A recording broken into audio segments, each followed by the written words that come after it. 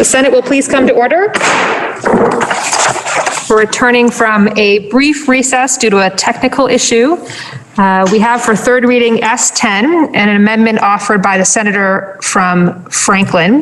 The senator from Bennington had the floor. So Senator, I'm going to come back to you and kindly ask that you restate the question raised, given that we had the technical difficulty, and for everyone listening. Senator from Bennington, you're recognized. Thank you, Madam President. My question, may I inquire of the maker of the amendment? You may. Thank you. Madam President, my question has to do with two things. One is the Commissioner of Labor shall submit to the Senate Committee on Economic Development, Housing and General Affairs and the House Committee a written report regarding detection and prevention of unemployment insurance fraud.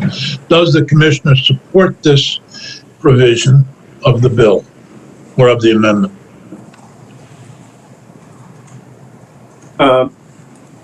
Madam President, we have consulted with the Commissioner, and the Commissioner does support the amendment. Madam President, further question regarding reduction and effective recovery of overpaid unemployment insurance benefits. Certainly, if fraud was involved, that could be considered criminal activity, depending upon the level and depending upon the experience. And we've already had questions about that.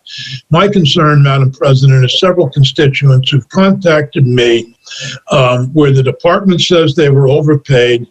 They and their employer, evidently there was a misunderstanding about severance pay, and now they're being told that they have to pay the money back, but they've already spent it. So when we're talking about effective recovery, I get concerned.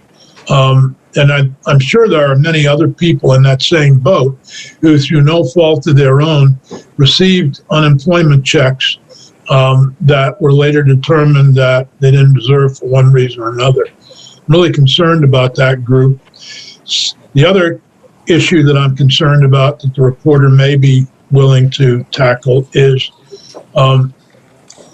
the equipment itself that the state of Vermont provides to the Department of Employment to their mainframe. We've heard from the commissioner repeatedly that it is in dire straits, needs to be replaced.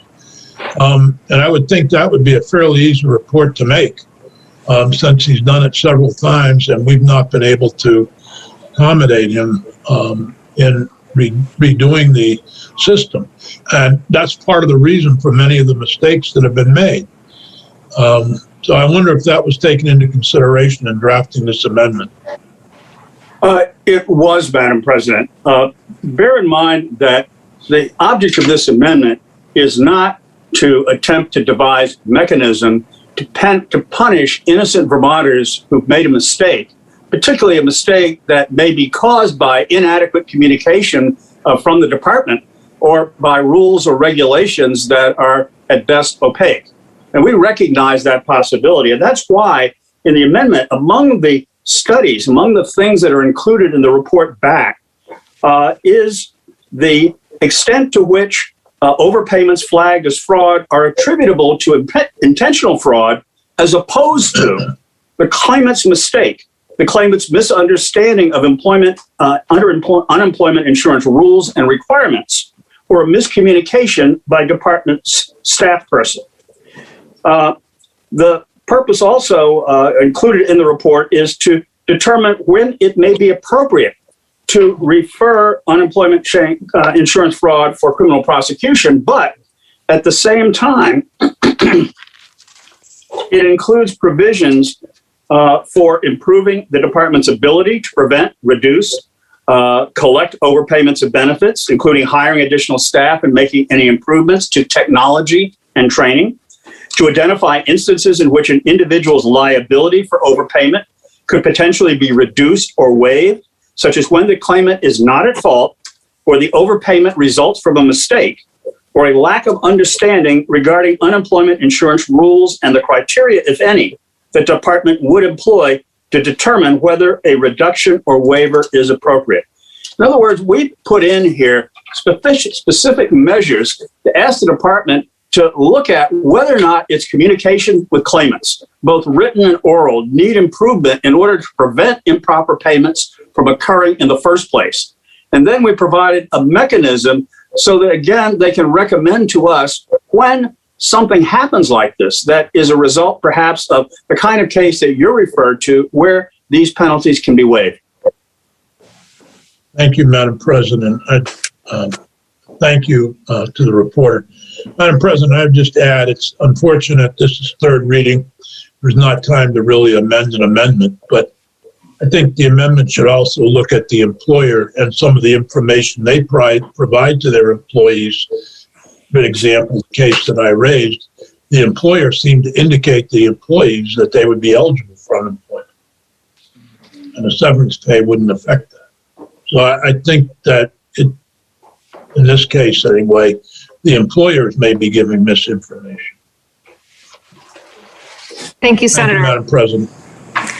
The question is, shall the Senate amend the bill as recommended by the senator from Franklin? The senator from Chittenden, Senator Pearson, is recognized. Thank you, Madam President. I just want to pick up on the last comments because I agree that we just have a habit of being quick and willing to look at the challenges and the hardships and the potential of fraud for working people who are fairly desperate. And you know, I notice in here, there's nothing about the late payments for UI funds. How many of us fielded dozens and dozens, if not hundreds of emails and desperate phone calls? People were telling us they were 2 months past due. If I'm 2 months past due on my taxes, Madam President, I pay a penalty for every one of those days. But there's no presumption that we should be looking at that. This amendment comes to us late, so we're not able or in a good position to make changes to the attitude. But I just want to call out the general premise here of being quick to potentially blame folks who are more often than not at the end of a fairly desperate situation. So it's frustrating, but I thank you for the time. Thank you, Senator. The senator from Chittenden, Senator Sirotkin, is recognized. Thank you, Madam President. I'll be brief. I signed on to this amendment because I think it's very balanced. It tries to get at the problem from both the employer and employee perspective and improve the system for the department as well as its claimants. And I want to note that this amendment has been reviewed by Vermont Legal Aid, who represents claimants in all these cases, and they made significant changes to make the amendment better. Thank you very much, Madam President. The question is, shall the Senate amend the bill as recommended by the senator from Franklin? Are you ready for the question? So kindly unmute. All those in favor, please signify by saying aye. Aye. Aye. Those opposed? No. Those opposed, nay? Nay. Nay.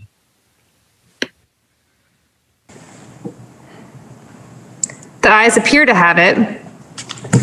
The ayes do have it, and you've amended S10. The question now is, shall the bill pass? Are you ready for the question? Before that question, we will do third reading of S10. S10, an act relating to extending certain unemployment insurance provisions related to COVID-19. The question now is, shall the bill pass? Are you ready for the question? So please unmute. All those in favor, please signify by saying aye. Aye. Aye. Those opposed, nay. Nay. Ayes appear to have it. The ayes do have it, and you've passed S10. We have on the calendar for action H10, read for the first time on March 19th, 2021. It was referred to the Committee on Government Operations, which reports has considered the bill and recommends that the bill ought to pass. Please listen to the second reading of S10. S10, an act relating to permitted candidate expenditures. Excuse me. Excuse me, H10, that is It's page 10. I'll do it again. H10, an act relating to permitted candidate expenditures. The senator from Rutland, Senator Collmore, is recognized for the report of the Committee on Government Operations on H10. Thank you, Madam President. H10 would indeed allow the use of campaign funds to cover the cost of campaign-related dependent care. As members of this body well know, campaigning is a time-consuming and labor-intensive process. Women and working parents face many barriers in running for public office, and one of the biggest barriers for potential candidates with young children or dependent adults is meeting child and other dependent care obligations during campaigns that often require frequent travel and evening and weekend events. In spite of the growing number of women in the workforce and running for office, women are still disproportionately shouldering the burden of child care responsibilities. Mothers typically spend twice as much time every day caring for and helping their children. The proportion of adults providing personal care or financial assistance to a parent has more than tripled in the past 15 years. Currently, a quarter of adult children provide these types of care to a parent. And allowing child and dependent care as a campaign expense is not just a benefit for women. Fathers running for office are finding themselves with the same need for child and dependent care to allow them to campaign as well. So H10 would remove a barrier to running for office by allowing the use of campaign funds for campaign-related dependent care expenses. Currently, there are 17 states that allow this, and 7 states have enshrined it into law. So there's just 2 sections to the bill. Section 1 would amend the definition of expenditure to state expenditures may include those expenses that are necessary to allow a candidate to campaign, such as expenses for the care of a dependent family member that are incurred as a direct result of campaign activity. Section 2 contains the effective date, which is upon passage. The Senate Government Operations Committee heard from Representative John Gannon and Kate Lapp, who is the Government Reform Associate and Project Coordinator with VPIRG. The committee vote was 5-0-0, and we ask the body to concur. Thank you, Madam President. Thank you, Senator. The question is, shall the bill be read the 3rd time? Are you ready for the question? If so, kindly unmute. All those in favor, please signify by saying aye. Aye. Those opposed, nay. The ayes have it, and you've ordered 3rd reading of H10. We have on the calendar for action H127, read for the first time on March 12th, 2021. It was referred to the Committee on Government Operations, which report has considered the bill and recommends that the bill ought to pass. Please listen to the 2nd reading of H127. H127, an act relating to approval of amendments to the charter of the town of Barry. The senator from Rutland, Senator Collmore, is further recognized for the report of the Committee on Government Operations. Thank you, Madam President. It's always good to have a double header. This does, in fact, address the Barry Town Charter. Section 1 contains the General Assembly's approval of the charter amendments and a recital of the date of voter approval, which was June 2nd of this past year. Section 2 amends provisions to allow the Select Board to designate an elections officer if the town clerk is missing or in the absence of the town clerk. Also to reorganize town offices and to authorize the Select Board to adopt a personnel policy through resolution. Section 4 is amended to allow the Board of Civil Authority to designate a registered voter to be the presiding elections official in the absence of both the town clerk and the assistant town clerk. Sections 10, 16, 27, and 39 are amended to separate the offices of clerk and treasurer. Those offices are currently unified as the office of clerk treasurer. Section 11 and 25 amended to allow the Select Board to adopt and update a personnel policy as necessary rather than through the passage of a personnel policy ordinance. Section 34 is amended to remove listers from the membership of the Board of Abatement and to replace those officers with the treasurer and assessor. And finally, Section 38 is amended to establish the appointed offices of assessor and treasurer. This section is also amended to establish the duties of the office of treasurer. Again, as I mentioned, under current law, these same duties are currently assigned to the office of clerk treasurer, but the town wanted to separate those two positions. Section 3 is the effective date, which takes effect on passage. The committee vote was 5-0-0. We heard from Representative Rob LeClaire and Tucker Anderson, our legislative counsel, and we would appreciate the Senate's concurrence. Thank you, Madam President. Thank you, Senator. The question is, shall the bill be read the third time? Are you ready for the question?